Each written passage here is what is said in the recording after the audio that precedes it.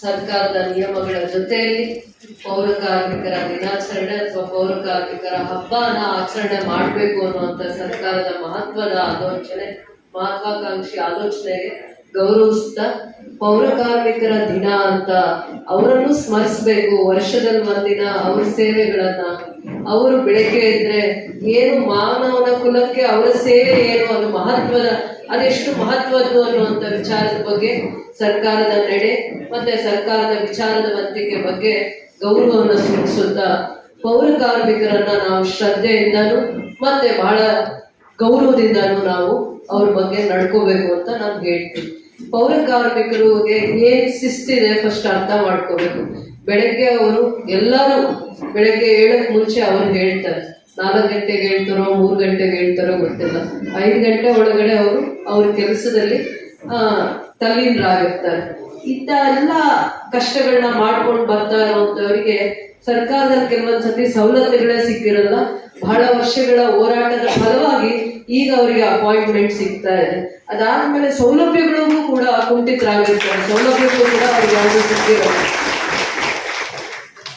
ನನ್ನ KGF ಕ್ಷೇತ್ರಕ್ಕೆ ಸೀಮಿತವಾಗಿ 119 ಜನಕ್ಕೆ ಅಪಾಯಿಂಟ್ ಆಗಿದ್ದಾರೆ. 119 ಜನ. ಅದರಲ್ಲಿ 59 ಜನಕ್ಕೆ ಮಾತ್ರ ಗೃಹ ಭಾಗ್ಯ ಯೋಜನೆಯಲ್ಲಿ ಅವರಿಗೆ ಮನೆಯನ್ನ ನಾವು ಮಾಡಿದೀವಿ. ಗೃಹ ಭಾಗ್ಯ ಯೋಜನೆಯಲ್ಲಿ 59 ಜನಕ್ಕೆ ಮಾತ್ರ. ಇನ್ನೂ 60 ಜನ ಬಾಕಿ ಇದ್ದಾರೆ. ಇನ್ನ 60 ಜನಕ್ಕೆ ನಾವು ಗೃಹ ಭಾಗ್ಯ ಯೋಜನೆ ಅಡಿಯಲ್ಲಿ ಸೈಟ್ ಅನ್ನ ಅಲಾಟ್ ಮಾಡಿ ಸರ್ಕಾರದಲ್ಲಿ ಅನುದಾನನ ತಗೊಂಡ್ಬಂದು ಅವರಿಗೂ ಕೂಡ ನಾವು ನಿವೇಶನ ಹಂಚಿಕೆ ಮಾಡಬೇಕು, ಕಟ್ಟಬೇಕು. ಇನ್ನೂ ನಾವೇ ಅಷ್ಟು ಬಾಕಿ ಇದ್ದೀವಿ. ಅದರ ಜೊತೆಯಲ್ಲಿ ನಾವು ಅವರ ಆರೋಗ್ಯದ ಬಗ್ಗೆ ಕಾಳಜಿಯನ್ನ ವಹಿಸ್ಬೇಕು. ಅವರಲ್ಲೂ ಕೂಡ ಏನೆಲ್ಲ ಒಳ್ಳೆ ವಿಚಾರಗಳಿದಾವೆ ಅನ್ನುವಂಥದ್ದನ್ನ ಆ ಕಾರ್ಯಕ್ರಮ ಮಾಡಿದಾಗ ಮಾತ್ರ ನಮ್ಗೆ ಗಮನಕ್ಕೆ ಬರುತ್ತೆ. ಅವರಲ್ಲಿ ಎಷ್ಟು ಜನ ಏನೆಲ್ಲ ಅವರಲ್ಲಿ ಟ್ಯಾಲೆಂಟ್ ಇದೆ, ಅವರು ಕೂಡ ಅದೇ ಕೆಲಸನೇ ಮಾಡ್ಕೊಂಡಿದ್ರು ಕೂಡ ಎಷ್ಟೆಲ್ಲ ಬೇರೆ ಬೇರೆ ವಿಚಾರದಲ್ಲಿ ಆಸಕ್ತಿ ಇದೆ ಮಾಡ್ತಾರೆ ಅನ್ನೋದಕ್ಕೆ ನಾವಿವತ್ತು ಕಾರ್ಯಕ್ರಮ ಶುರು ಮಾಡಿದಾಗ ಅದೇ ಒಂದು ಆ ಮಗುವನ್ನ ಎಷ್ಟು ಚೆನ್ನಾಗಿ ತಂದೆ ಬೆಳಗ್ಗೆ ಎದ್ರೆ 5 ಗಂಟೆಗೆ ಕಸ ಗುಡಿಸ್ತಾ ಇರ್ತಾರೆ. ಆದ್ರೆ ಆ ಮಗುನ ಒಂದು ಭರತನಾಟ್ಯ ದೇವರದ್ದು ಒಂದು ಪ್ರಾರ್ಥನೆ ಮಾಡೋದಾಗ್ಲಿ, ಒಂದು ವಿದ್ಯೆ ಕಲಿಸೋದಾಗ್ಲಿ ಆ ತಂದೆಗೂ ಆಸೆ ಇದೆ ತನ್ನ ಮಗಳನ್ನ ಏನ್ ಮಾಡ್ಬೇಕು ಅಂತ ಅಂದ್ಬಿಟ್ಟು. ಅದು ಏನ್ ಸೂಚಿಸುತ್ತೆ ಅಂದ್ರೆ, ನಾನು ಕಸ ಗುಡಿಸೋ ಕೆಲಸ ಮಾಡಿದ್ರು ಕೂಡ ನನ್ನ ಕನಸು ನನ್ನ ಮಗನ ಒಂದಿನ ಏನೋ ಒಂದು ದೊಡ್ಡ ವ್ಯಕ್ತಿಯನ್ನ ಮಾಡ್ಬೇಕನ್ನುವಂತ ಕನಸಿಗೆ ಸರ್ಕಾರ ಸ್ಪಂದಿಸ್ತಾ ಇದೀವ, ನಾವು ಸ್ಪಂದಿಸ್ತಾ ಇದೀವ ಅನ್ನೋದಕ್ಕೆ ಇದೊಂದು ದೂರದೃಷ್ಟಿಯ ಕಾರ್ಯಕ್ರಮ ಅಂತ ನೋಡಬಾರ್ದು. ಒಂದು ತಂದೆ ತಾಯಿಗೆ ಮಕ್ಕಳ ಭವಿಷ್ಯದ ಬಗ್ಗೆ ಎಷ್ಟು ದೂರದೃಷ್ಟಿ ಇದೆ ಅಂತ. ಆಮೇಲೆ ಪೌರ ಕಾರ್ಮಿಕರು ಕೆಲಸ ಮಾಡ್ತಾ ರಿಟೈರ್ಡ್ ಆಗುವಾಗ ಕಣ್ಣೀರಾಗ್ತಾರೆ. ನನ್ನ ಕುಟುಂಬದಲ್ಲಿ ಒಬ್ಬರಿಗೆ ಕೆಲಸ ಕೊಡಿ ಅಂತ. ನಾನು ಈ ಕೆಲಸ ಮಾಡಿದೆ ಅಂತ ಅವ್ರು ಕಣ್ಣೀರಾಗಲ್ಲ. ಅವರಲ್ಲಿರೋ ದೊಡ್ಡ ಗುಣನ ನೋಡಿ ನಾನು ಈ ತಾಯಿಗೆ ಗೌರವ ಕೊಡ್ತಾ ಇದ್ದೆ. ಅವ್ರು ರಿಟೈರ್ಡ್ ಆಗಿದ್ದಾರೆ ಅಂತ ಹೇಳ್ತಾ ಇದ್ರು. ಅವ್ರು ಪರ್ಮನೆಂಟ್ ಆಗೂ ಇರ್ಲಿಲ್ಲ, ಅವರಿಗೆ ಪರ್ಮನೆಂಟ್ ನೇಮಕಾತಿ ಕೂಡ ಆಗಿಲ್ಲ. ಆದ್ರೂ ಸರ್ಕಾರದಲ್ಲಿ ಅವರಿಗೆ ಒಂದು ಸವಲತ್ತು ಮಾಡಿದ್ದಾರೆ, ಅದೊಂದು ಆದೇಶ ಆಗಿದೆ. ಒಂದೇ ಸತಿ ಒಂದು ಸುತ್ತು ನಿಧಿ ತರ ಅವರಿಗೆ ಒಂದು ಉಪಧನ ತರ 7 ರಿಂದ 8 ಲಕ್ಷ ಅವರಿಗೆ ದುಡ್ಡು ಒಂದೇ ಸತಿ ಬರುತ್ತೆ. ಯಾರು ಅಂತ ಸೇವೆ ಮಾಡ್ಕೊಂಡು ಬಂದಿದ್ದಾರೆ ಬಹಳ ವರ್ಷಗಳ ಕಾಲ, 20-25-30 ವರ್ಷಗಳ ಕಾಲ ಸತತವಾಗಿ ಪೌರ ಕಾರ್ಮಿಕರಾಗಿ ನೀವು ಕಾಂಟ್ರಾಕ್ಟ್ ಅಲ್ಲಿ ಕೆಲಸ ಮಾಡಿದ್ದೀರಾ ಅಥವಾ ನೇರವಾಗಿ ನೇಮಕಾತಿ ಆಗಿದ್ದೀರಾ. ನೇರವಾಗಿ ನೇಮಕಾತಿ ಆಗಿರೋರು 35 ಜನ ನನಗೆ ತಿಳಿದಾಗೆ. ಕಳೆದ ವರ್ಷ ಆಗಿರುವಂತದ್ದು ನೇರವಾಗಿ ನೇಮಕಾತ. ಆದ್ರೆ 30-35 ವರ್ಷಗಳಿಂದ ಕೆಲಸ ಮಾಡ್ಕೊಂಡು ಬರ್ತಾ ಇರುವಂತವ್ರು ರಿಟೈರ್ಡ್ ಆದ್ಮೇಲೆ ಅವ್ರಿಗೂ ಒಂದು ಉಪಧನ ಅಂತ ಸರ್ಕಾರದ ಎಷ್ಟೋ ವರ್ಷಗಳ ಹೋರಾಟ ಫಲವಾಗಿ ನಿಮ್ಗೆ ಇವೆಲ್ಲ ಸೌಲಭ್ಯಗಳು ಸಿಗ್ತಾ ಬರ್ತಾ ಇದೆ ಅಂತ ಹೇಳ್ತಾ ಇದ್ದಾರೆ. ನಿಮ್ಮ ಧ್ವನಿಯಾಗಿ ನಿಮ್ಮ ನೋವನ್ನು ಕೂಡ ಅರ್ಥ ಮಾಡಿಕೊಂಡು ಇಲ್ಲಿನ ಅಧಿಕಾರಿಗಳು ನಿಮ್ಗೆ ಏನೇನು ವಿಶೇಷವಾಗಿ ಸೌಲಭ್ಯಗಳಿದಾವೆ ಬರುವಂತ ದಿನಗಳಲ್ಲಿ ಆಶ್ರಯ ಯೋಜನೆ ಜೊತೆಯಲ್ಲಿ ಇಡೀ KGF ಜನಕ್ಕೆ ನಾವು ನಿವೇಶನ ಭಾಗ್ಯವನ್ನ ಕೊಡೋ ಜೊತೆಯಲ್ಲಿ ನಿಮಗೆ ಗೃಹ ಭಾಗ್ಯದ ಯೋಜನೆಯನ್ನ ಯಶಸ್ವಿಯಾಗಿ ಮಾಡುವಂತ ಕೆಲಸನ ನಾವು ಬರುವಂತ ದಿನಗಳಲ್ಲಿ ಮಾಡ್ತೀವಿ. ಶಾಶ್ವತವಾಗಿ ನಿಮ್ಗೆ ಏನೇನು ನಿಮ್ಮ ಕುಟುಂಬಗಳನ್ನ ಸುಧಾರಣೆ ಮಾಡ್ಲಿಕ್ಕೆ, ನಿಮ್ಮ ಮಕ್ಕಳ ವಿದ್ಯಾಭ್ಯಾಸಕ್ಕೆ, ನಿಮ್ಮ ಜೀವನವನ್ನ ಸುಧಾರಣೆ ಮಾಡ್ಲಿಕ್ಕೆ, ನಿಮ್ಮ ಆರೋಗ್ಯವನ್ನು ಹಿತದೃಷ್ಟಿಯನ್ನ ಇಟ್ಕೊಂಡು ಅಂದ್ರೆ ನಿಮ್ಮ ಆರೋಗ್ಯದ ಬಗ್ಗೆ ಕಾಳಜಿನೂ ವಹಿಸಿ ನಾವು ಇಷ್ಟೆಲ್ಲ ವಿಚಾರಗಳಲ್ಲಿ ಜವಾಬ್ದಾರಿಯಿಂದ ನಡ್ಕೊಳ್ಳಿ ಅಂತಂದ್ಬಿಟ್ಟು ಯಾರು ಅಧಿಕಾರ ವರ್ಗದಲ್ಲಿ ನಗರಸಭೆ ಅಧ್ಯಕ್ಷರು ಸ್ಥಾಯಿ ಸಮಿತಿ ಅಧ್ಯಕ್ಷರು ಅವ್ರ ಬಗ್ಗೆ ಖುಷಿಯನ್ನ ತೋರಿಸೋದು, 2 ನಿಮಿಷ ಮಾತಾಡೋದಲ್ಲ, ಮತ್ತೆ ಅಧಿಕಾರಿ ವರ್ಗದವರು ಏನು ಪ್ರಾಮಾಣಿಕವಾಗಿ ಅವರಿಗೆ ಸೌಲಭ್ಯಗಳು ಮುಟ್ಟಬೇಕಾಗತ್ತೆ, ಅದರಲ್ಲಿ ಪ್ರಾಮಾಣಿಕತೆಯನ್ನ ತೋರಿಸೋಣ. ಅವರನ್ನ ನಾವು ಎಲ್ಲಿ ಗೌರವ ಕೊಡಬೇಕು, ಯಾವ ಜಾಗದಲ್ಲಿ ಅವರನ್ನ ಅಭಿನಂದಿಸ್ಬೇಕು, ಯಾವ ಜಾಗದಲ್ಲಿ ಬುದ್ಧಿ ಹೇಳ್ಬೇಕು, ಶಿಸ್ತಾಗಿ ಕೆಲಸ ತಗೋಬೇಕು, ಇಷ್ಟೂ ಕೂಡ ನಾವು ಕಾರ್ಯರೂಪಕ್ಕೆ ಮಾಡ್ಬೇಕು ಅಂದ್ರೆ ಅವರು ನಮ್ ಗೌರವನ ಉಳಿಸುವಂತವ್ರು ಆಗ್ಬೇಕಾಗತ್ತೆ. ಅದಾದ್ಮೇಲೆ ಹಿಂದೆ KGF ಅಲ್ಲಿ ಹಿಂದೆ ಕಾರ್ಯಕ್ರಮಕ್ಕೆ ಬಂದಿಲ್ಲ ಅಂತ ಹೇಳ್ತಾ ಇದ್ರು. ಸ್ವಲ್ಪ ಜನ ನಾನ್ ನಿಮ್ ಬಗ್ಗೆ ಇವತ್ತೂ ಅದೇ ಅಭಿಮಾನ ಇದೆ, ಹಿಂದೆನೂ ಸೈನ್ ಹಾಕ್ಬಿಟ್ಟು ಹೊರಟೋಗ್ತಾ ಇದ್ರು. ಸೈನ್ ಹಾಕ್ಬಿಟ್ಟು ಎಲ್ಲಿರ್ತಾ ಇದ್ರು ಗೊತ್ತಿಲ್ಲ, ಅಟೆಂಡೆನ್ಸ್ ಸೈನ್ ಹಾಕಿ ಕೆಲಸ ಮಾಡಕ್ಕೆ ಅವರಿಗೆ ಹಂಗಂದ್ಬಿಟ್ಟು ಎಷ್ಟು ಜನ ಪ್ರಾಮಾಣಿಕವಾಗಿ ಕೆಲಸ ಮಾಡ್ತಾ ಇದ್ದಾರೆ, 10 ಜನ 20 ಜನ ಆತರ ಮಾಡ್ತಾ ಇದ್ರು. ಆ ಒಂದ್ ಕಾರಣದಿಂದ ನಿಮಗೂ ಆ ಅಪವಾದ ಬಂದ್ಬಿಡ್ತು ಅಷ್ಟೇ, ಬಿಟ್ರೆ ಬೇರೆ ಏನೂ ಕಾರಣ ಇಲ್ಲ. ನಿಮ್ ಬಗ್ಗೆ ಅಭಿಮಾನನೂ ಇದೆ, ಗೌರವನೂ ಇದೆ, ಏನೇನು ಒಳ್ಳೇದು ಸರ್ಕಾರದಿಂದ ಮಾಡಕ್ಕಾಗತ್ತೆ. ಯಾಕಂದ್ರೆ ನೀವು ಯಾರ ಮುಂದೆನೂ ಬಾಯಿ ತೆಗೆದು ಮಾತಾಡಲ್ಲ, ನಿಮ್ ಕೆಲಸ ಆಯ್ತು, ನಿಮ್ಗೆ ಆ ಡಿಸಿಪ್ಲಿನ್ ನಾನು ನೋಡ್ತೀನಿ. ಇದು ಒಂದು ಯಾರಲ್ಲಿ ಕಲಿತ್ವಿ ಅಂದ್ರೆ ಬಸವಣ್ಣವರು ಮಾತ್ರ. ಕಾಯಕವೇ ಕೈಲಾಸ, ಆ ಸೋಷಿಯಲ್ ರಿಫಾರ್ಮರ್ಸ್ ನೀವು ಕೂಡ ಅಂತ ಹೇಳ್ಬೋದು. ಎಲ್ಲೋ ಕಸ ಬಿದ್ದಿರುತ್ತೆ, ಯಾರೋ ದುರಂಕಾರವಾಗಿ ಕಸ ಹಾಕಿರ್ತಾರೆ, ತನ್ನ ಮನೆ ಕಸ ತಗೊಂಬಂದು ಎಷ್ಟೋ ಸತಿ ಚರಂಡಿಯಲ್ಲಿ ಸುರಿದಿರ್ತಾರೆ, ಆದ್ರೂ ಕೂಡ ಅವ್ರಿಗೆ ಏನೂ ಅನ್ಸಲ್ಲ, ಬಂದು ನೀಟಾಗಿ ಕಂಪ್ಲೇಂಟ್ ಮಾಡ್ತಾ ಇರ್ತಾರೆ. ಬಟ್ ಈ ಹೆಣ್ಮಕ್ಳು ಎಲ್ಲಂದ್ರೆ ಇಳಿದು ಒಂದು ಮೇಸ್ತ್ರಿ ಇದ್ದಾರೆ ಅಥವಾ ಹೆಲ್ತ್ ಇನ್ಸ್ಪೆಕ್ಟರ್ ಇದ್ದಾರೆ ಅಂದ್ರೆ ಎಲ್ಲಿ ಕರ್ಕೊಂಡು ಹೋಗಿ ನಿಲ್ಸಿದ್ರೆ ಬಟ್ಟೆ ಕೂಡ ಹಾಕೊಳ್ಳಲ್ಲ, ಕಸ ತೆಗಿತಾ ಇರ್ತಾರೆ. ಇಷ್ಟು ನಾವು ನಮ್ ಕಸನೇ ನಾವು ತೆಗಿಯಲ್ಲ, ನಮ್ ಕೆಲ್ಸಗಳೇ ಎಷ್ಟೋ ಸತಿ ಮಾಡ್ಕೊಳಲ್ಲ. ಇಡೀ ಜಗತ್ತಲ್ಲಿ ಇಡೀ ಎಲ್ಲಾ ರಾಜ್ಯಗಳಲ್ಲೂ ಕೂಡ ಪೌರ ಕಾರ್ಮಿಕರು ಒಬ್ಬರು ಮಾತ್ರ ಎಂತ ವಿಚಾರದಲ್ಲಿ ಎಷ್ಟು ತಾಯಿಗಿಂತ ಇನ್ನೂ ಅಕ್ಕರೆಯಿಂದ ಕೆಲಸ ಮಾಡೋದನ್ನ ನಾನು ನೋಡಿದ್ದೀನಿ. ಮಾರ್ಕೆಟ್ ಪ್ರಿಮಿಸಿಸ್ ಅಲ್ಲಿ ಗಲೀಜಾದ್ರೆ, ಬಸ್ ಸ್ಟ್ಯಾಂಡ್ ಪ್ರಿಮಿಸಿಸ್ ಅಲ್ಲಿ ಕುಡಿದು ಗಲೀಜ್ ಮಾಡಿ ಹಾಕಿದ್ರೆ ಒಂದು ಬಟ್ಟೆ ಮೂಗ್ ಸುತ್ತಿಸ್ಕೊಳ್ಳೋದು, ಕೈಗೇನೋ ಒಂದು ಗ್ಲೌಸ್ ಹಾಕೊಂಡು ಮಾಡೋಣ ಇಲ್ಲ, ನೀಟಾಗಿ ಕರ್ಕೊಂಡು ಹೋಗಿ ಬಿಟ್ಟದ್ರೆಲ್ಲ ಕೆಲಸ ಮಾಡ್ತಾ ಇರ್ತಾರೆ. ಅಯ್ಯೋ ಅನ್ಸುತ್ತೆ ಒಂದೊಂದ್ಸತಿ, ಆದ್ರೆ ಅದನ್ನು ಕೂಡ ಭಕ್ತಿಯಿಂದ ಶ್ರದ್ಧೆಯಿಂದ ಮಾಡಿರೋದು ನೋಡಿದ್ವಿ. ಈಗ ಸರ್ಕಾರ ಕಮ್ಯುನಿಟಿ ಮೊಬಲೈಸರ್ಸ್ ಅಂತ ಎಜುಕೇಟ್ ಮಾಡೋದಕ್ಕೆ, ಸಾರ್ವಜನಿಕರಿಗೆ ಎಜುಕೇಟ್ ಮಾಡ್ಲಿಕ್ಕೆ ಕಸಾನ ಯಾವ ತರ ಸಪ್ರೇಟ್ ಮಾಡಬೇಕು, ವೆಟ್ ವೇಸ್ಟ್ ಡ್ರೈ ವೇಸ್ಟ್, ಮತ್ತೆ ಅದು ಪೌರ ಕಾರ್ಮಿಕರಿಗೆ ಎಷ್ಟು ಕಷ್ಟ ಆಗುತ್ತೆ ನೀವು ಈ ತರ ಎಲ್ಲಂದ್ರೆ ಕಸ ಹಾಕಿದ್ರೆ ಅನ್ನುವಂತ ವಿಚಾರದ ಬಗ್ಗೆ ಮಾಹಿತಿ ಕೊರತೆ ಇರುವಂತವ್ರಿಗೆ ಎಜುಕೇಟ್ ಮಾಡೋದಕ್ಕೆ ಒಂದು 25 ಜನನ ಸರ್ಕಾರ KGFಗೆನು ಥ್ರೂ DC ಅಪಾಯಿಂಟ್ ಮಾಡಿದ್ದಾರೆ. ಆದ್ರೂ ಇವ್ರು ಮಾಡೋ ಕೆಲಸ ಯಾರು ಮಾಡಕ್ಕಾಗಲ್ಲ. ಪ್ರತಿದಿನ ಆ ಕೆಲಸ ಮಾಡ್ತಾರೆ, ಎಷ್ಟೋ ವರ್ಷಗಳ ಕಾಲ ಮಾಡ್ತಾರೆ. ಮಾಡಿ ಹೋಗುವಾಗ ತನ್ನ ಕುಟುಂಬದಲ್ಲಿ ಯಾರಿಗಾದ್ರೂ ಒಬ್ರಿಗೆ ಇದೇ ಕೆಲಸನ ಕೊಡಿ ಅಂತ ಆ ತೃಪ್ತಿ, ಅಂದ್ರೆ ನಾವೆಲ್ಲ ಅಲ್ಪ ಮಾನವರು ಅಂತ ಹೇಳ್ಬೇಕು, ಏನಿದ್ರು ನಮ್ಗೆ ತೃಪ್ತಿನೇ ಇರಲ್ಲ. ಆದ್ರೆ ಆ ಕುಟುಂಬಗಳಿಗೆ ತೃಪ್ತಿ ಇದೆ. ಒಂದ್ ಚಿಕ್ಕ ಕೆಲಸ ಕೊಟ್ರೆ ಅದಕ್ಕೆ ತೃಪ್ತಿಯಾಗಿ ಪ್ರಾಮಾಣಿಕವಾಗಿ ತಮ್ಮ ಇಡೀ ಜೀವನವನ್ನ ಕಸ ಗುಡಿಸ್ಕೊಂಡೆ ಆ ಜೀವನನ ಕಳೀತಾರೆ. ಅದರಲ್ಲೂ ಅಷ್ಟು ಪ್ರಾಮಾಣಿಕವಾಗಿ ಕೆಲಸ ಮಾಡುವಂತವ್ರನ್ನ ಪ್ರತಿ ವರ್ಷ ಅವರನ್ನ ಗುರುತಿಸಿ, ರಜಾ ಆಗದೆ ಇರೋರ್ನ ಯಾವ ಜಾಗ ಜವಾಬ್ದಾರಿ ಕೊಟ್ಟಿರ್ತೀರಾ ಅಲ್ಲಿ ತುಂಬಾ ಚೆನ್ನಾಗಿ ಪಾರ್ಕ್ಸ್ ಇರ್ಬೋದು, ರೋಡ್ಸ್ ಇರ್ಬೋದು, ರೆಸಿಡೆನ್ಷಿಯಲ್ ಏರಿಯಾ ಇರ್ಬೋದು, ಕ್ಲೈನ್ಲಿನೆಸ್ ನ ಮೇಂಟೈನ್ ಮಾಡುವಂತ ಮೇಸ್ತ್ರಿ, ಹೆಲ್ತ್ ಇನ್ಸ್ಪೆಕ್ಟರ್ ಕೆಲಸ ಮಾಡುವಂತವರಿಗೆ ಒಂದು ವಿಶೇಷವಾಗಿರೋ ದಿನ ಅಭಿನಂದನೆ, ಅವ್ರನ್ನ ವರ್ಷದಲ್ಲಿ ಒಂದಿನ ಈ ತರ ದಿನ ಅಭಿನಂದನೆ ಸಮಾರಂಭ ಮಾಡಿ ಆ ದಿನ ಪ್ರತಿದಿನ ಅದೇ ಕೆಲಸ ಮಾಡ್ಕೊಂತಾರೆ. ಎಷ್ಟು ಬೇಜಾರು ಮಾಡ್ಕೊಳ್ಳದೆ ಮಾಡ್ತಾರೆ. ಅದಕ್ಕೆ ನಾವು ಕೃತಜ್ಞತೆಯನ್ನ ತೋರಿಸ್ಬೇಕು. ಯಾವ ವಿಚಾರಕ್ಕೂ ಅಸಹ್ಯ ಮಾಡ್ಕೊಳ್ಳಲ್ಲ. ಕರ್ಕೊಂಡೋಗಿ ತುಂಬಾ ಆ ಜಾಗದಲ್ಲಿ ನಾವೇ ಬಟ್ಟೆ ಮುಚ್ಕೊಂಡು ಹೋಗಿರ್ತೀವಿ, ಅವ್ರನ್ನ ಕರ್ಕೊಂಡು ಹೋಗ್ಬಿಟ್ರೆ ಹಂಗೆ ಶುದ್ಧ ಮಾಡ್ತಾರೆ. ಪವಿತ್ರತೆ ಇದೆ, ದೇವರವರಲ್ಲಿ ಒಂದು ಪವಿತ್ರತೆಯನ್ನ ಕೊಟ್ಟಿದ್ದಾರೆ. ಯಾವ ಜಾಗ ಶುದ್ಧವಾಗಿರಲ್ಲ ಶುದ್ಧ ಮಾಡ್ತಾರೆ ಆ ಜಾಗ. ಅಸೂಯೆ ಇಲ್ಲ, ಕರುಣೆಯಿಂದ ಮಾಡ್ತಾರೋ, ಹೇಗ್ ಮಾಡ್ತಾರೋ, ಮಾಡ್ಲೇಬೇಕು ಅನ್ನೋದಲ್ಲ, ಮನಸ್ಸಿಂದ ಮಾಡಿದಾಗ ಮಾತ್ರ ಅವೆಲ್ಲನೂ ಕೂಡ ನಾವು ನೋಡಕ್ಕಾಗತ್ತೆ. ಇವರೆಲ್ಲ ಪ್ರಾಮಾಣಿಕತೆ ಇದೆ ಆ ಪ್ರಾಮಾಣಿಕತೆ. ಮತ್ತೆ ಅಸಹ್ಯ ಪಟ್ಕೊಳ್ಳೆ ಕೆಲಸ ಮಾಡ್ತಾರೆ. ಅದ್ರಲ್ಲಿ ಒಂದು 10% 5% ಕೆಲಸದಲ್ಲಿ ಕಳ್ಳರು ಇರ್ತಾರೆ. ಕೆಲವೊಬ್ರು ಮಾಡಲ್ಲ, ಅವ್ರಿಗೆ ಇಷ್ಟ ಇಲ್ಲ ಮಾಡಕ್ಕಾದ್ರೆ ಅಪಾಯಿಂಟ್ ಆಗ್ಬಿಟ್ಟಿರ್ತಾರೆ. ಅಂತವ್ರನ್ನ ನೀವು ಸ್ವಲ್ಪ ಬಲಿಯಾಗಿ.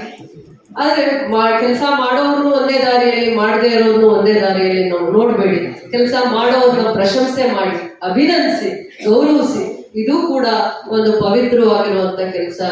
ನಗರನ ನಾನ್ ಹೇಳಕ್ ಮುಂಚೆ, ನಮ್ ಕಮಿಷನರ್ ಹೇಳಕ್ ಮುಂಚೆ, ನಿಮ್ಮನ್ನ ಯಾವಾಗ್ಲೂ ನಗ್ಸೋ ಸ್ಟ್ಯಾಂಡಿಂಗ್ ಕಮಿಟಿ ಅಧ್ಯಕ್ಷರು ಹೇಳಕ್ ಮುಂಚೆ ನೀವು ನಗರಕ್ಕೆ ಒಂದು ರೂಪವನ್ನ ಕೊಡ್ತೇವೆ. KGF ಬಿಟ್ರೆ ಫಸ್ಟ್ ಹೇಳೋ ತರ KGF ಇವತ್ತಿಲ್ಲ ಅಂತ ಹೇಳ್ತಾರೆ. ಇನ್ನೂ ಅದಕ್ಕೆ ಒಂದು ಅಂದ ಬರ್ಬೇಕಂದ್ರೆ ನಿಮ್ಗೆ ಶ್ರದ್ಧೆ, ಭಕ್ತಿ, ನಿಮ್ ಕೆಲ್ಸದ ಬಗ್ಗೆ ಜವಾಬ್ದಾರಿ ಇದ್ರೆ ಸಾಕು. ಈ ದಿನ ನಿಮ್ಗೆ ಒಳ್ಳೆ ದಿನ. ಈ ದಿನನ ನಾವು ಅಭಿನಂದನಾ ಕಾರ್ಯಕ್ರಮ ಮಾಡಿ ಪೌರ ಕಾರ್ಮಿಕರ ಆ ಶಿಸ್ತು, ಯಾರು ನಿಮ್ಮ ಹತ್ರ ಕೆಲಸ ಹೇಳಿಸ್ಕೊಳ್ಳಲ್ಲ, ಅವ್ರ ಕೆಲಸ ಅವ್ರು ಶಿಸ್ತಾಗಿ ಮಾಡ್ತಾರೆ, ಅವ್ರ ಜವಾಬ್ದಾರಿನ ಅವ್ರು ನಡ್ಕೋತಾರೆ, ಅವರಲ್ಲಿ ವಿಶೇಷವಾಗಿರುವಂತ ಏನೇನ್ ವಿಚಾರಗಳಿದಾವೆ ಅದನ್ನ ಹುಡುಕಿ ಅವರನ್ನ ಈ ದಿನ ವಿಶೇಷವಾಗಿ ಅಭಿನಂದಿಸೋಣ, ಗೌರವಿಸೋಣ. ಅವ್ರಿಗೂ ಒಂದಿನ ಅವ್ರ ಸಲಹೆ ಸೂಚನೆಗಳು ಏನೇನ್ ಕೊಡ್ತಾರೆ ಅದನ್ನ ತಗೊಂಡು ಏನ್ ಕಷ್ಟ ಆಗ್ತಾ ಇದೆ, ಇದೇ ಕೆಲಸ ಮಾಡ್ತೀರಾ ಅಂತ ನಿಮ್ಮಲ್ಲಿ ಯಾವಾಗ್ಲೂ ಇದೇ ಕೆಲಸದಲ್ಲೇ ಅಲ್ಲ, ಏನ್ ನಿಮಗೆ ಏನ್ ಬದಲಾವಣೆ ತನ್ನಿ ಅಂತ ನಿಮ್ ಮನ್ಸಿಗೆ ಅನ್ಸುತ್ತೆ, ನಿಮ್ಗೆ ಏನ್ ಕಷ್ಟ ಆಗ್ತಾ ಇದೆ ಅನ್ನುವಂತ ವಿಚಾರವಂತಿಕೆ ಮಾಡಿ ಅದನ್ನ ಅವ್ರು ಕೇಳುವಂತ ಬದಲಾವಣೆಗಳನ್ನ ತರುವಂತದ್ದು, ಅವರಿಗೆ ಶಕ್ತಿ ತುಂಬುವಂಥದ್ದು, ಆ ಕುಟುಂಬನ ಆರೋಗ್ಯವಾಗಿರ್ಬೇಕು ಅಂದ್ರೆ ಬರುವಂತ ದಿನಗಳಲ್ಲಿ ಭವಿಷ್ಯದಲ್ಲಿ ಆ ಕುಟುಂಬನು ಇಷ್ಟೆಲ್ಲ ಕಷ್ಟ ಬಿದ್ದು ಹೋಗುವಂತವ್ರಿಗೆ ಒಂದು ಸೂರು, ಒಂದು ನೆಲೆ, ಅವ್ರದೇ ಆದ ಸ್ವಂತ ಮನೆ ಇಲ್ಲದೆ ಇರೋರಿಗೆ ಅವರು ನೇರವಾಗಾದ್ರೂ ಅಪಾಯಿಂಟ್ ಆಗಿರ್ಲಿ, ಕಾಂಟ್ರಾಕ್ಟ್ ಮೇಲೆ ಆದ್ರೂ ಅಪಾಯಿಂಟ್ ಆಗಿರ್ಲಿ, ಅಟ್ಲೀಸ್ಟ್ ನಾವು ಸೈಟ್ ಆದ್ರೂ ಅವ್ರಿಗೆ ಕೊಡುವಂತ ಜವಾಬ್ದಾರಿನ ನಾವು ಉಳಿಸ್ಕೊಳ್ಳೋಣ ಅಂತ ಹೇಳ್ತಾ, ಆಶ್ರಯ ಯೋಜನೆ ಜೊತೆ ನಮ್ಗೆ ಇನ್ನೆಷ್ಟು ಜಾಗ ಸರ್ಕಾರದ ಸಿಗತ್ತೆ, ಅವ್ರಿಗೆ ಎಷ್ಟು ಗೌರವ ಸೂಚಿಸಕ್ಕಾಗತ್ತೆ ಪ್ರಾಮಾಣಿಕವಾಗಿ ಮಾಡೋಣ. ಇವೆಲ್ಲ ಸಂಘಟನೆಯವರ ಹೋರಾಟ ಮಾಡಿದ್ರು ಅಂತಲ್ಲ, ಹೋರಾಟ ಮಾಡಿದ್ದೀರಾ ಇಡೀ ರಾಜ್ಯದ ಸಮಸ್ಯೆಗಳಿಗೆ, ದೇಶದ ಸಮಸ್ಯೆಗಳಿಗೆ. ಆದ್ರೆ ವಿಶೇಷವಾಗಿ KGF ಅಲ್ಲಿ ನಾವು ಇವರಿಗೆ ಗೌರವ ಕೊಟ್ಟಿದ್ದೀವಿ. ಏನೇನ್ ಕೆಲಸ ಮಾಡಕ್ ಅವಕಾಶ ಆಗತ್ತೆ ಪ್ರೀತಿಯಿಂದ, ಗೌರವದಿಂದ ನಾವು ಅವ್ರ ಮನೆ ಬಾಗಿಲಿಗೆ ಮಾಡೋ ತರ ಮಾಡುವಂತ ಪ್ರಯತ್ನ ಮಾಡಿದೀವಿ. ಇನ್ನೂ ಏನಾದ್ರು ಇದ್ರೆ ಸಲಹೆ ಸೂಚನೆ ಕೊಡಿ. ಈ ದಿನ ನಿಮ್ಮ ದಿನ. ಈ ನಿಮ್ ದಿನದಲ್ಲಿ ನಾನು ನಿಮ್ಮಲ್ಲಿ ಒಬ್ಬಳಾಗಿ ಭಾಗಿಯಾಗಿದ್ದೀನಿ. ನಿಮ್ಮ ಕೆಲಸಕ್ಕೆ ಪವಿತ್ರತೆ ಇದೆ ಅಂತ ಹೇಳ್ತೀನಿ. ನೀವೇನು ಜವಾಬ್ದಾರಿಯಿಂದ ಕೆಲಸವನ್ನ ಮಾಡ್ಕೊಂಡು ಬರ್ತಾ ಇದ್ದೀರಾ ಅದಕ್ಕೆ ಪವಿತ್ರತೆ ಇದೆ. ಅದು ದೇವ್ರ ಕೆಲಸ ಅಂತ ಶ್ರದ್ಧೆಯಿಂದ ಮಾಡ್ಕೊಂಡು ಬಂದಿದ್ದಾರೆ. ಬಸವಣ್ಣನವರ ಒಂದು ಹಿತ ನುಡಿಗಳು, ಬಸವಣ್ಣನವರ 500 ವರ್ಷಗಳ ಹಿಂದೆ ಅವರ ಒಂದು ಸಂಕಲ್ಪ ಏನಿತ್ತು ಅದರ ಆದಿಯಲ್ಲಿ ನಡೆಯುವಂತವ್ರು ನೀವು ಅಂತ ನಾನು ನಿಮ್ಮನ್ನು ಸ್ಮರಿಸುತ್ತಾ, ಗೌರವಿಸುತ್ತಾ, ಈ ದಿನ ಕಾಯಕವೇ ಕೈಲಾಸ ಅಂತ ನಂಬಿ ಬದುಕುವಂತವ್ರು ಇಡೀ ರಾಜ್ಯದಲ್ಲಿ ಯಾರಾದ್ರೂ ಇದ್ರೆ ಪೌರ ಕಾರ್ಮಿಕರು ಮಾತ್ರ ಅಂತ ನಾನು ಒಳ್ಳೆದಾಗ್ಲಿ, ಶುಭ ಹಾರೈಸ್ತೀನಿ. ಬರುವಂತ ದಿನಗಳಲ್ಲಿ ನಿಮ್ಮಲ್ಲಿ ವಿಶೇಷವಾಗಿರುವಂತ ಪ್ರತಿಭೆಗಳನ್ನ ಈ ಸ್ಟೇಜ್ ಅಲ್ಲಿ ನಾವು ನೋಡ್ತೀವಿ. ಇನ್ಮೇಲೆ ಕಾರ್ಯಕ್ರಮ ಅಂದ್ರೆ ನಿಮ್ಮನ್ನ ಅಭಿನಂದಿಸೋದೇ ಕಾರ್ಯಕ್ರಮ, ನಿಮಗೆ ಗೌರವಿಸೋದೇ ಒಂದು ಕಾರ್ಯಕ್ರಮ. ನಿಮ್ಮ ಕಷ್ಟ ಸುಖಗಳಿಗೆ ನನ್ನ ಆದಿಯಾಗಿ ಕಮಿಷನರು, ಇಲ್ಲಿ ಯಾರು ಆಯ್ಕೆ ಆಗಿ ಒಂದು ಜವಾಬ್ದಾರಿ ಸ್ಥಾನದಲ್ಲಿ ಕೂತಿರ್ತಾರೋ ಅವರು ನಮ್ಮೆಲ್ಲರದು ಜವಾಬ್ದಾರಿ. ನಿಮ್ಮ ಸಮಸ್ಯೆಗಳಿಗೆ ಏನು ಸ್ಪಂದಿಸಿದೀವ, ಕಷ್ಟ ಸುಖಕ್ಕೆ ಸ್ಪಂದಿಸಿದೀವ ಅನ್ನುವಂಥದ್ದೇ ಇನ್ನೂ ಒಂದ್ ದಿನಾನ ನಾವು ಜವಾಬ್ದಾರಿಯಿಂದ ಮಾಡ್ತೀವಿ ಅಂತ ಹೇಳ್ತಾ, ಒಂದು ದಿನ ಇವರಿಗೆ ಅಂತ ವಿಶೇಷವಾಗಿ ಒಂದು ಅರ್ಧ ದಿನ ಹೆಲ್ತ್ ಕ್ಯಾಂಪ್ ಅಂತ ಮಾಡಿ, ಇನ್ನೊಂದು ಅರ್ಧ ದಿನ ನಾವು ಇವ್ರ ಜೊತೆ ಕುತ್ಕೊಂಡು ಇವ್ರ ಸಮಸ್ಯೆಗಳನ್ನ ಬಗೆಹರಿಸುವಂತ ದಿನಾನು ನಾವು ಮಾಡೋಣ ಅಂತ ಹೇಳ್ತಾ, ಈ ಕಾರ್ಯಕ್ರಮನ ಯಶಸ್ವಿಯಾಗಿ ಅಚ್ಚುಕಟ್ಟಾಗಿ ಆಯೋಜನೆ ಮಾಡಿ ನಿರೂಪಣೆ ಮಾಡಿ, ಇದನ್ನು ಕೂಡ ನನ್ಗೆ ಇವತ್ತು ಬಂದಾಗ ಒಂದ್ ಮಗು ಹಾಡು ಹೇಳ್ತು, ಅದನ್ನ ಕೇಳಿ ಖುಷಿ ಆಯ್ತು. ಇನ್ನೊಂದ್ ಮಗು ನಾನು ಮುಂದೆ ಕುತ್ಕೊಂಡು ಅಲ್ಲಿ ನೋಡ್ಬೇಕಾಗಿತ್ತು, ಏನು ಗೊತ್ತಾಗಲ್ಲ ಇನ್ನೂ ಕೂಡ. ಆದ್ರೂ ಆ ಮಗು ತುಂಬಾ ಚೆನ್ನಾಗಿ ಅಭ್ಯಾಸ ಮಾಡಿದೆ, ಭರತನಾಟ್ಯನೂ ಅಭ್ಯಾಸ ಮಾಡಿದೆ, ದೇವರ ಹಾಡಿಗೂ ಕೂಡ ತುಂಬಾ ಚೆನ್ನಾಗಿ ಅಭ್ಯಾಸ ಮಾಡಿದೆ. ಇಂಥ ಪ್ರತಿಭೆಗಳನ್ನ ನಾವು ನೋಡ್ಬೇಕು ಇನ್ನೂ ಹೆಚ್ಚು ಅಂತ ಹೇಳ್ತಾ, ಎಲ್ಲರಿಗೂ ಒಳ್ಳೆದಾಗಲಿ. ಜೈ.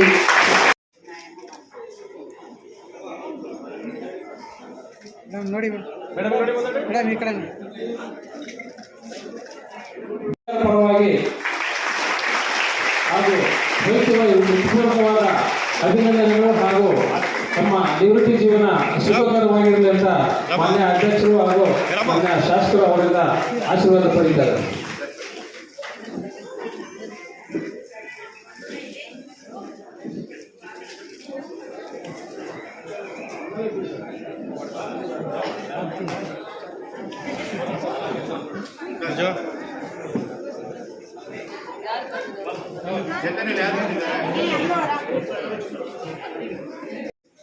ಸ್ಟಾರ್ಟಿಂಗ್ ಮೇಡಮ್ ಮೇಲೆ ನಮ್ಗೆ ಕೋಪ ಬಂದ್ಬಿಡ್ತು. ಆ ಮಗು ಯಾರು ಆಡಿದ್ರು ಸಾಲ ಹಾಕಿದ್ರು, ಇನ್ನೊಂದು ಅವ್ರು ಆಡಿದ್ರು ಸಾಲ ಹಾಕಿದ್ರು. ನಾವು ಕಷ್ಟಪಟ್ಟು ವೆಲ್ಕಮ್ ಮಾಡಿ ಎಷ್ಟು ಡ್ಯಾನ್ಸ್ ನಮ್ಗೆ ಸಾಲ ಹಾಕಿದ್ರು. ಕೋಪನ ಇಲ್ಲ, ಹೇಳಿ ನೀವೇ ಇರ್ಲಿ, ನೆಕ್ಸ್ಟ್ ಟೈಮ್ ನಾವು ಆಡೋದ್ರೆ ದಯವಿಟ್ಟು ನಮ್ಗೆ ಸಾಲ ಹಾಕಿದ್ರು. ನಾವು ರಾತ್ರಿ ಎಲ್ಲ ಪ್ರಾಕ್ಟೀಸ್ ಮಾಡಿದ್ದೆವು. ಆ ಅಜ್ಜಿ ಅಜ್ಜಿ ನಮ್ಮ ಹತ್ರ ಕರೀತೀವಿ ನೋಡಿ, ಮೇಡಮ್ಮ ಇವತ್ತು ಕಾರ್ಮಿಕರ ದಿನಾಚರಣೆ, ನಿಮ್ಮ ಹಬ್ಬ, ಒಂದು ಮುಖದಲ್ಲಿ ನಗುವೇ ಇಲ್ಲ ಸರ್. ಯಾರು ನಗದಿಲ್ವೋ ಅವರೆಲ್ಲ ಅಪ್ಸೆಟ್ ಆಗಿ ನೀವು ಖುಷಿ ಖುಷಿಯಾಗಿರ್ಬೇಕು.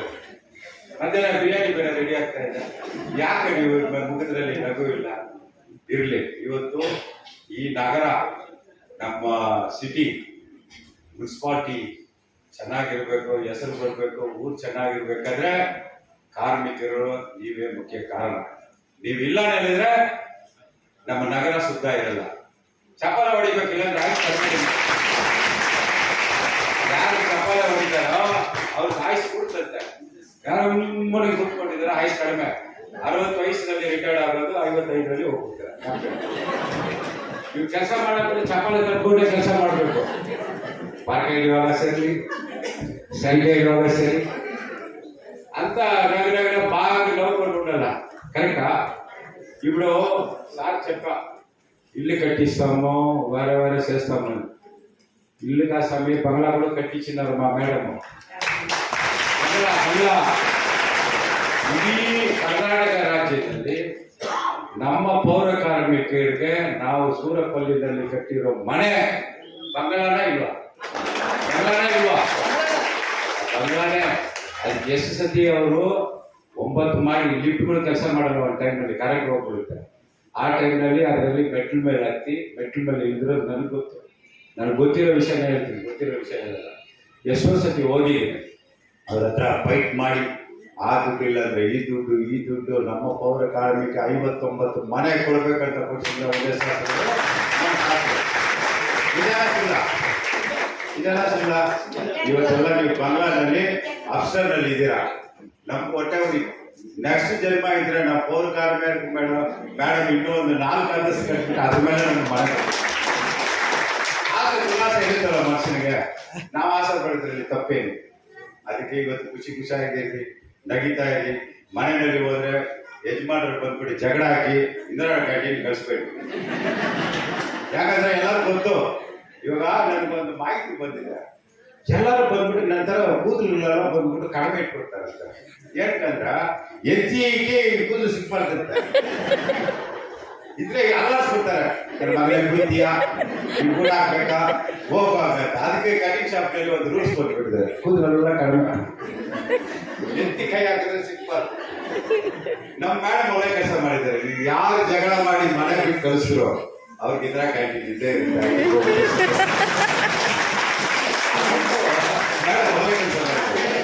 ಕರೆಕ್ಟ್ ಇಲ್ವಾ? ಹೋಯ್ತಾವ ಇಂದಿರಾ ಕ್ಯಾಂಟೀನ್ಗೆ. ಅದಕ್ಕೆ ನೋಡಪ್ಪ, ನಾವು ಉದ್ದೇಶ ತಿಳಿಸಿದ ಹುಟ್ಟೋದು ಉಚಿತ, ಸಾಯೋದು ಕಸಿದ. ನಾವು ಹುಟ್ಟುವಾಗ ನಮ್ಮ ಮಾವನ್ ಬಂದ್ರ, ಪಕ್ಕದ ಮನೆ ಬಂದ್ರ, ಚಿಕ್ಕಪ್ಪ ಬಂದ್ರ, ನಾವು ನೋಡ್ತೀವ, ನಮ್ಗೆ ಗೊತ್ತಾಗತ್ತಾ? ಇಲ್ಲ. ನಾವು ಸಾಯ್ತೀವಿ, ನಮ್ಗೆ ಯಾರು ಬರ್ತಾರೋ ಗೊತ್ತಾ? ನಮ್ಮ ಫ್ರೆಂಡ್ ಎಲ್ಲ ಕೂತಿರ್ತಾರೆ, ಅವರೇ ನಮ್ಗೆ ಸಾವು ಬರಲ್ಲ. ಇರೋವರೆಗೆ ನಮ್ಮ ಮನುಷ್ಯ, ಇರೋವರೆಗೆ ಚೆನ್ನಾಗಿರ್ಬೇಕು. ಇರೋವರೆಗೆ ನೀವು ಕೂಡ ನಮ್ಮ ಊರು, ನಮ್ಮ ಮುನ್ಸಿಪಾಲಿಟಿ, ನಮ್ಮ ಕಮಿಷನರ್, ನಮ್ಮ ಶಾಸಕರು, ನಮ್ಮ ಪ್ರೆಸಿಡೆಂಟ್, ಆಮೇಲೆ ನಮ್ಮ ಹೆಲ್ತ್ ಇನ್ಸ್ಪೆಕ್ಟರ್ ಹಾಗೆ ಹೇಳ್ಬಿಟ್ಟು ನೀವೆಲ್ಲ ದುಡಿಬೇಕು. ನಿಮ್ಮ ದುಡಿಮೆಗೆ ಯಾವತ್ತೂ ನಿಯಂತ್ರಣ ಬರಕತ್ತೆ ಸಿಕ್ಕೇ ಸಿಗುತ್ತೆ. ನೋಡಿ, ಯಾವ ಊರಿನಲ್ಲಿ ಅಪಾಯಿಂಟ್ಮೆಂಟ್ಸ್ ಅಲ್ಲ, ನಮ್ಮ ಶಾಸಕರ ಮನಸ್ಸಿಂದ ಅವ್ರು ಹೇಳ್ಬೇಕಾದ್ರೆ ಸ್ವಲ್ಪ ಹೇಳ್ಬಿಡ್ತೀವಿ. 35 ಜನ ಫಸ್ಟ್ ನೀವು ಅಪಾಯಿಂಟ್ಮೆಂಟ್ ಆಗಿದ್ರಾ ಇಲ್ವಾ? ಹೊಸೂರು. ಅದೇ ತರ ಒಂದು 55 ಜನ ಈ ವರ್ಷನಲ್ಲಿ ಅಪಾಯಿಂಟ್ಮೆಂಟ್ ಮಾಡ್ಕೊಟ್ಟಿದ್ದಾರೆ. ಯಾವ ಊರಿನಲ್ಲಿ ಇಷ್ಟು ಇದ್ದಿದೆ? ಈ ಊರಿನಲ್ಲಿ ನಿಮ್ಮ ಮೇಲೆ ಕಣಿಕರ ಇದೆ, ಕಷ್ಟ ಬೀಳ್ತೀರಾ. ಅದಕ್ಕೋಸ್ಕರ ಮೇಡಮ್ ಬಂದ್ಬಿಟ್ಟು ನಿಮ್ಗೆ ಅಪಾಯಿಂಟ್ಮೆಂಟ್ಸ್ ಎಲ್ಲ ಕೊಟ್ಟಿದ್ದಾರೆ. ಇನ್ನ ಟೆಂಪ್ರವರಿ ಯಾರು ಇದ್ದಾರೋ ಅವ್ರಿಗೂ ನಿಮ್ಗೆಲ್ಲ ಹುದ್ದೆ ಬಂದ್ಬಿಟ್ಟು ಪರ್ಮನೆಂಟ್ ಆಗ್ಬೇಕಾದ್ರೆ ದುಡಿಬೇಕು. ಏನೋ ದುಡಿಬೇಕು. ನಗರ ಬಂದ್ಬಿಟ್ಟು ಸ್ವಚ್ಛತೆಯಲ್ಲಿ ನಾವು ಫಸ್ಟ್ ಬರ್ಬೇಕಾದ್ರೆ ನೀವು ಚಾಲೆಂಜ್ ತಗೋಬೇಕು. ಯಾರು? ನೀವಿಲ್ಲಾಂದ್ರೆ ನಾವಿಲ್ಲ. ಸುಮ್ಮನೆ ನಾವು ಅಧಿಕಾರ ಮಾಡಬಹುದು, ನಿಮ್ಮನ್ನ ಬೈಬಹುದು, ಅದು ಮಾಡ್ಬೋದು, ಇದು ಮಾಡ್ಬೋದು ಬಿಟ್ಟಾಗ ನೀವಿಲ್ಲ ಅಂದ್ರೆ ನಮ್ಮ ನಗರ ಬಂದ್ಬಿಟ್ಟು ಸ್ವಚ್ಛತೆ ಇಲ್ಲ. ಅದಕ್ಕೋಸ್ಕರ ನೀವು ಇನ್ನ ಇಂಟ್ರೆಸ್ಟ್ ತಗೊಂಡು ನಮ್ಗೆ ಹೆಸರು ತಂದು ನಮ್ಮ ಊರನ್ನ ನೀವು ಕಾಪಾಡಬೇಕು. ಎಂಜಿಲಿ ಎತ್ತೀರಾ, ಕಸ ಗುಡಿಸ್ತೀರಾ, ಎಲ್ಲ ಬಂದ್ಬಿಟ್ಟು ಬೇಜಾರಿಲ್ಲ. ಅದು ದೇವ್ರ ಕೆಲಸ. ನೀವು ಮಾಡ್ತಾ ಇರೋದು ದೇವ್ರ ಕೆಲಸನ ಇಲ್ವಾ? ನೀವು ಮಾಡ್ತಾ ಇರೋದು ದೇವ್ರ ಕೆಲಸ. ಅದರಿಂದ ನೀವೆಲ್ಲ ಬಂದ್ಬಿಟ್ಟು ಇನ್ನ ದುಡಿಬೇಕು, ಚೆನ್ನಾಗಿರ್ಬೇಕು. ತಿರ್ಗಾ ಸ್ವಲ್ಪ ನಗಿರಿ ಅಪ್ಪ. ಯಾರು ನಗಿದಿಲ್ಲ ಅವ್ರೆಲ್ಲ ಬೆಳೆಸಿದ್ರು, ಯಾರು ನಗಿದಾರ ಅವ್ರೆಲ್ಲ ಬಿರಿಯಾನಿ. ಏನೋ ನಗಿತಾ ಇರ್ರಿ. ಇವತ್ತೆಲ್ಲ ನಿಮ್ಗೆ ಲೀವು. ಕಮಿಷನರ್ಗೆ ಹೇಳ್ತೀನಿ, ಏನು ಕಷ್ಟ ಕೊಡ್ಬೇಡ್ರಿ, ಬೈಬೇಡ್ರಿ ಹೇಳ್ತೀನಿ. ಖುಷಿಯಾಗಿರ್ರಿ. ನಾನು ಮಾತಾಡಿದ್ರೆ ಮೇಡಮ್ ಆಮೇಲೆ ಬರೋ ವರ್ಷ ನನಗೆ ಸಾಲ ವಿಚಾರಿಸುವಂತ ವ್ಯಕ್ತಿನೇ ಇರಲಿಲ್ಲ, ಪೌರ ಕಾರ್ಮಿಕರಲ್ಲಿ ಲೆಕ್ಕದಲ್ಲೇ ಇರಲಿಲ್ಲ ಅಂತ. ಅದನ್ನ 2012ರಲ್ಲಿ ನಾವು ಎಲ್ಲ ಸಂಘದಿಂದ ಗಲಾಟೆ ಮಾಡಿ ಪೌರ ಕಾರ್ಮಿಕರ ಆಚರಣೆ ಮಾಡೋದಕ್ಕೆ ಒಂದು ಆದೇಶ ಹೊರಡಿಸ್ತೀವಿ. ಅದೇ ರೀತಿ ಅದರ ಜೊತೆಗೆ ಬೆಳಗಿನ ಹೊತ್ತು ಉಪಹಾರ ನೀಡೋದಕ್ಕೆ 1 ಕೋಳಿ ಮೊಟ್ಟೆ, ಬಾಳೆಹಣ್ಣು ಇದೆಲ್ಲ ಕೊಡೋದಕ್ಕೆ ಅಂತ ಆದೇಶ ಮಾಡಿಸ್ತೀವಿ. ಅದೇ ರೀತಿ ಇವಾಗ ಎಲ್ಲ ಕಡೆನೂ ನಡೀತಾ ಇದೆ. ಅದು ತುಂಬಾ ಒಂದು ಅದ್ಭುತವಾದ ವಿಷಯ. ಇಡೀ ರಾಜ್ಯದಲ್ಲೇ ಯಾವುದೇ ರಾಜ್ಯನೇ ಇಲ್ಲ, ಇಡೀ ದೇಶದಲ್ಲೇ ಯಾವ ರಾಜ್ಯದಲ್ಲೂ ಇಲ್ಲ, ನಮ್ಮ ಕರ್ನಾಟಕ ರಾಜ್ಯದಲ್ಲೇ ಇರೋದು.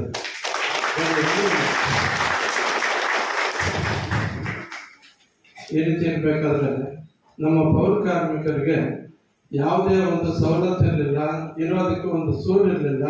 ಇವಾಗ ಅದಕ್ಕೆಲ್ಲ ಒಂದು ದಾರಿ ತೋರಿಸಿದ್ದಾರೆ. ಅಲ್ಲೇ ಮನೆಗಳು ಕಟ್ಟಿಸ್ಕೊಡ್ತಾ ಇದ್ದಾರೆ. ಖಾಲಿ ನಿವೇಶನ ಇದ್ರೆ ಸರ್ಕಾರದಿಂದ ದುಡ್ಡು ಕೊಡ್ತಾ ಇದ್ದಾರೆ, ಮನೆ ಕಟ್ಟಿಸ್ಕೊಡ್ತಾ ಇದ್ದಾರೆ. ಇದೆಲ್ಲ ದಯವಿಟ್ಟು ನೀವೆಲ್ಲ ಈ ಸೌಲಭ್ಯಗಳನ್ನು ಪಡ್ಕೋಬೇಕಂತ ತಮ್ಮಲ್ಲಿ ಕೋರ್ಕೊಳ್ತೇನೆ. ಈಗ ನನಗೆ ಹೆಚ್ಚಾಗಿ ಮಾತಾಡೋಕ್ಕಾಗ್ತಾ ಇಲ್ಲ, ಹೆಲ್ತ್ ಸರಿ ಇಲ್ಲ ನನಗೆ, ಅದರಿಂದ ಹೆಚ್ಚಾಗಿ ಮಾತಾಡೋದಕ್ಕಾಗಲ್ಲ. ದಯವಿಟ್ಟು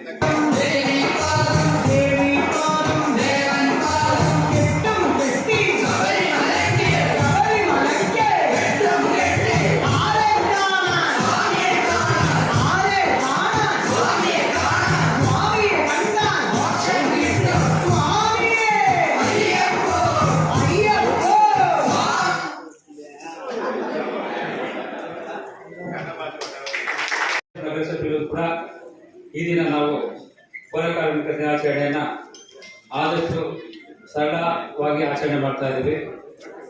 ಈ ಕಾರ್ಯಕ್ರಮಕ್ಕೆ ನಮ್ಗೆ ತುಂಬಾ ಸಂತೋಷ ತರೋದಂದ್ರೆ ಮಾನ್ಯ ಶಾಸಕ ಆಗಮಿಸಿದ್ದಾರೆ.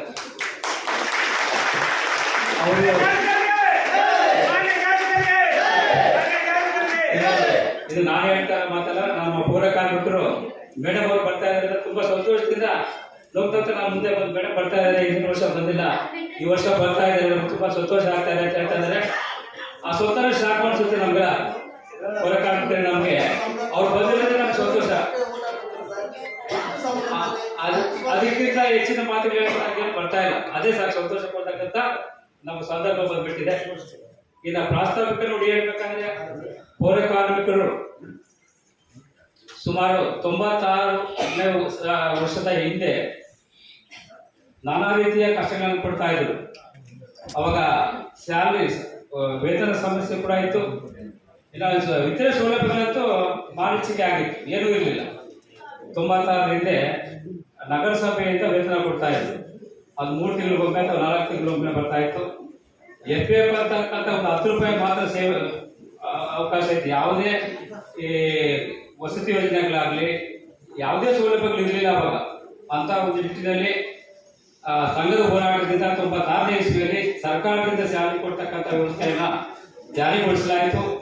ಮತ್ತೆ ಪದೇ ಪದೇ ಸಾರ್ವಜನಿಕರಿಗೆ ಪೌರಕಾರ್ಮಿಕರಿಗೆ ಉಂಟಾಗ್ತಾ ಇರತಕ್ಕಂಥ ಸಮಸ್ಯೆಗಳನ್ನು ಗುರುತಿಸ್ತಕ್ಕಂಥ ಸರ್ಕಾರ ವಿವಿಧ ರೀತಿಯ ಯೋಜನೆಗಳನ್ನು ಹಮ್ಮಿಕೊಂಡು ಇವತ್ತು ಆಶ್ರಯ ಯೋಜನೆಯಲ್ಲಿ ಅವರಿಗೆ ಮನೆ ನಿರ್ಮಾಣ ಮಾಡ್ತಕ್ಕಂಥದ್ದು, ಮತ್ತೆ ವಿದೇಶಗಳಿಗೆ ಪ್ರವಾಸ ಕಳಿಸ್ಕೊಟ್ಟು ಅಲ್ಲಿ ಅಧ್ಯಯನ ಪ್ರವಾಸಕ್ಕೆ ಕಳ್ಕೊಡ್ತಕ್ಕಂತಹ ದೊಡ್ಡ ದೊಡ್ಡ ಯೋಜನೆಗಳನ್ನ ಸರ್ಕಾರ ಹಮ್ಮಿಕೊಂಡಿದೆ. ಅದೇ ರೀತಿ ಸರ್ಕಾರವು ಒಂದು ದಿನ ಎಲ್ಲರೂ ಪೌರಕಾರ್ಮಿಕರು ಒಟ್ಟಾಗಿ ಸೇರಿ ಒಂದು ಒಂದು ಆಚರಣೆ ಮಾಡಬೇಕು ಅನ್ನೋ ಉದ್ದೇಶದಿಂದ ಈ ಆಗಸ್ಟ್ 23 ಪ್ರತಿ ವರ್ಷದಲ್ಲಿ ಸೆಪ್ಟೆಂಬರ್ 23 ಪೌರಕಾರ್ಮಿಕರ ಘೋಷಣೆ ಮಾಡಿದೆ. ಅದರಂತೆ ನೀವು ನಾವೆಲ್ಲರೂ ಸೇರಿ ಸಂತೋಷದಿಂದ ಈ ಒಂದು ಹಬ್ಬ ಅಂತ ಹೇಳ್ಬೋದು, ಈ ಹಬ್ಬನ ಆಚರಿಸೋಣ ಅಂತ ಹೇಳಿ ನನ್ನ ಮಾತು ಅವಕಾಶ ಹೊಂದಿಸ್ತಾ ಅಧ್ಯಕ್ಷರಾಗಿರ್ತಕ್ಕಂಥ ರಾಮು ಹಾಗೂ ಮಹಿಳಾ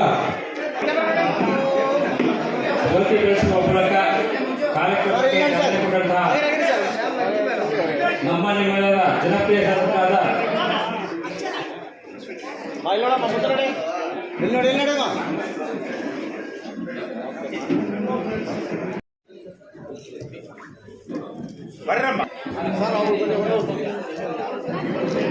ಜ್ಯೋತಿಯನ್ನು ಬೆಳಗಿಸುತ್ತಿರುವ ಎಲ್ಲ ಗಣ್ಯರಿಗೂ ಹೃತ್ಪೂರ್ವಕವಾದ ಧನ್ಯವಾದಗಳು.